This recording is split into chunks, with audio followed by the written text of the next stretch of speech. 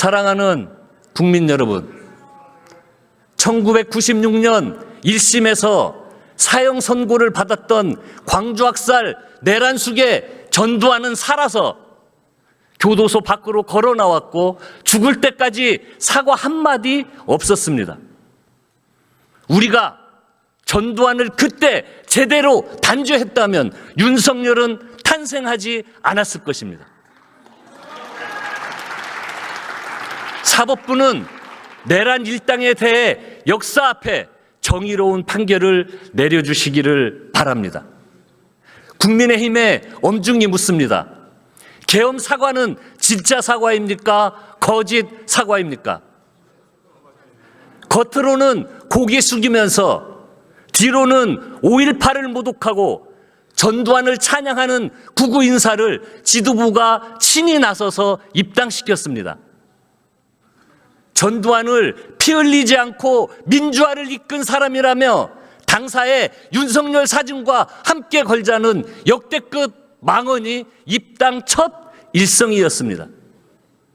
이러면 국민의힘 당사는 내란범 갤러리가 되는 것 아닙니까?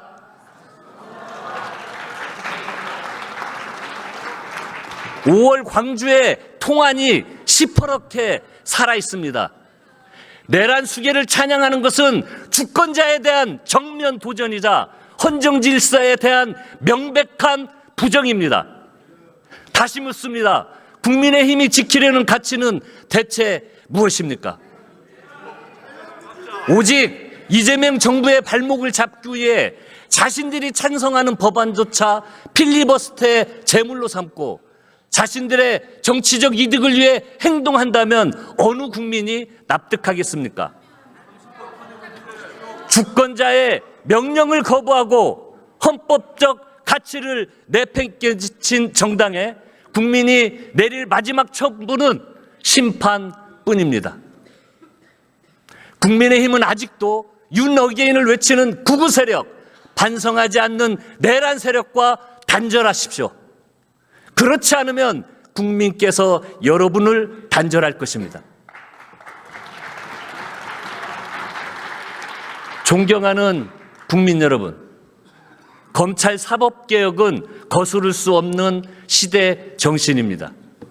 78년 동안 무소불위의 권력을 휘두르며 민주주의와 인권을 짓밟은 정치검찰. 오는 10월이면 검찰은 역사 속으로 완전히 사라집니다. 검찰 개혁에는 단 한 치의 타협도 없습니다. 검찰청 폐지, 공소청, 중대범죄수사청 설치, 수사와 기소의 완전 분리는 절대 흔들리지 않는 대원칙입니다. 사법개혁도 국민 눈높이에서 빠른 시일 내에 완수하겠습니다. 국민은 여전히 묻고 계십니다. 12.3 내란의 위헌, 유법성에 대해 왜 그토록 오랫동안 침묵했는지, 직위원 판사는 도대체 왜 시간 계산이라는 희대의 논리로 내란 숙의 윤석열을 석방했는지, 대법원은 어떻게 전원합의체 회부 9일 만에 이재명 대선 후보 사건을 파기환송했는지, 내란 세력을 비호한다는 의심을 사기에 충분했고 사법부의 신뢰는 땅에 떨어졌습니다. 민주당은 국민의 기본권과 법치주의를 지키기 위해 3대 개혁 법안을 신속히 처리하겠습니다. 사랑하는 국민 여러분, 지난 한 해는 모두가 서로를 격려하며 고통과 불안에서 치유와 회복으로 전환하는 시간이었습니다.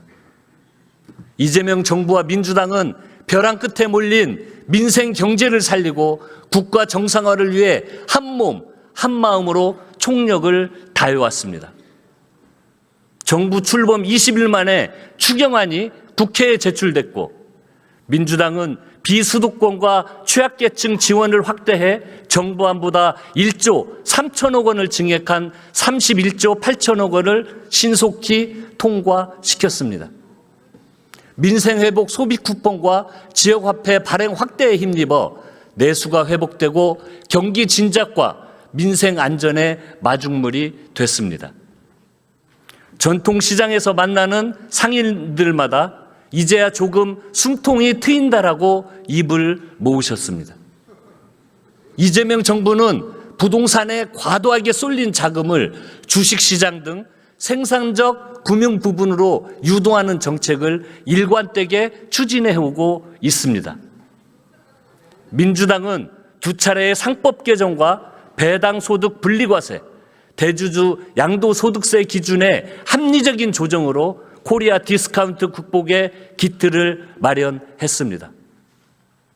앞으로 자사주 소각 의무화를 골자로 한 3차 상법 개정, 한국형 디스커버리 제도 도입, 스튜어드십 코드 확대, 주가 누르기 방지법 등을 추진해 자본시장 개혁에 더욱 박차를 가하겠습니다.